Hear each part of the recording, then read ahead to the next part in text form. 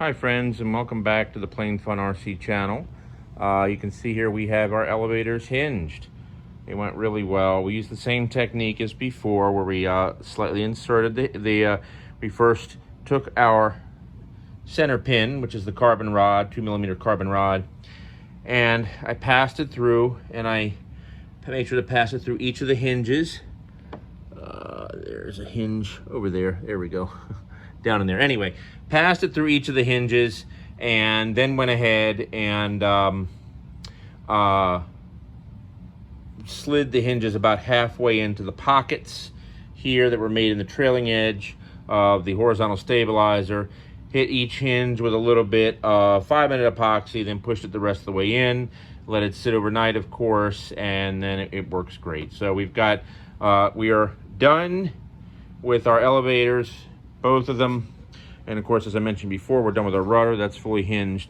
So now we're gonna go ahead, we're gonna dive into the pull system for the rudder and the elevators as well.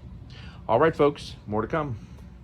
Hi friends, welcome back to the Plain Fun RC channel as we continue our ongoing segment of the Pond Racer reassembly. I want to take a moment to show you the setup that you'll need for your Pond Racer once you get your radio installed and your pull wires in place.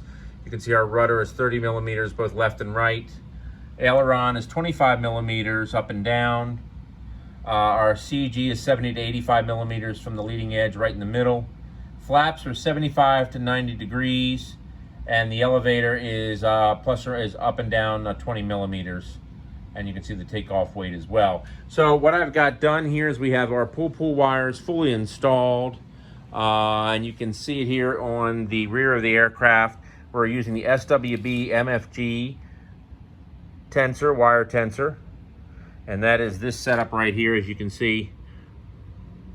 And we're using that both in the internal, the external and the internal as well. You can visit SWB at their website, swbmfg.com, and they'll have more information there with their products. They also sell some wonderful pull wire.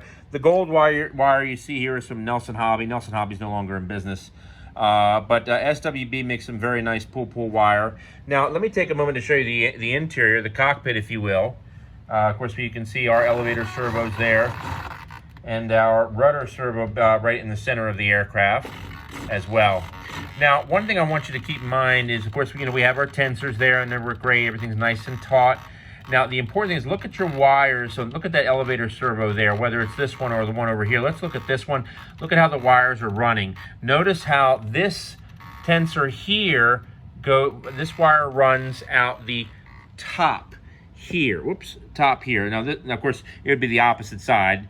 But anyway, the tensor is going to come out. That tensor is going to come out the top. The other tensor on the opposite side, and we're talking about this one, is going to come out on the bottom. And you can see the bottom exit over here. Now, keep in mind, though, that whatever servo you put on this side, the left servo will drive the left elevator. The one on the right drives the right elevator. They're not crisscrossed. The wires are. The wires are crisscrossed because one is coming out the top, one's coming out the bottom. Also, the wires for the rudder are also crisscrossed as well. You can see as you look in there, you should see it crisscrossing as well.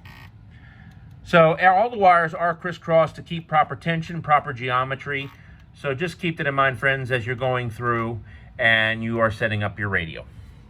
All right, now as far as the throws you saw just a second ago, our setup and the amount of throws that we need. I'm running triple rates. At the lowest rate for the elevator, we're doing the recommended 20mm, and I'm running 35% exponential for all three rates. Let me flip it right up to the third rate, the highest rate, and you can see it's right up there. Now, through all the years of flying, I have found 30 to 35% exponential allows for a nice, perfect, smooth landing. Let's take a look at our rudder. We've got on low rate right now, and you can see not a lot of movement there. It's only 30mm. Let's go directly to our third rate, our highest rate. And I'm running roughly about 25 to 30% exponential on that. All right, so that is that. We've got our radio all set up internally, except for our flaps. we've got to go through and put our flap servos back in. I need to repair one of the horns for one of the flaps that broke off when I was trying to remove a clevis, but we'll fix that. That's no problem. Okay, friends, more to come.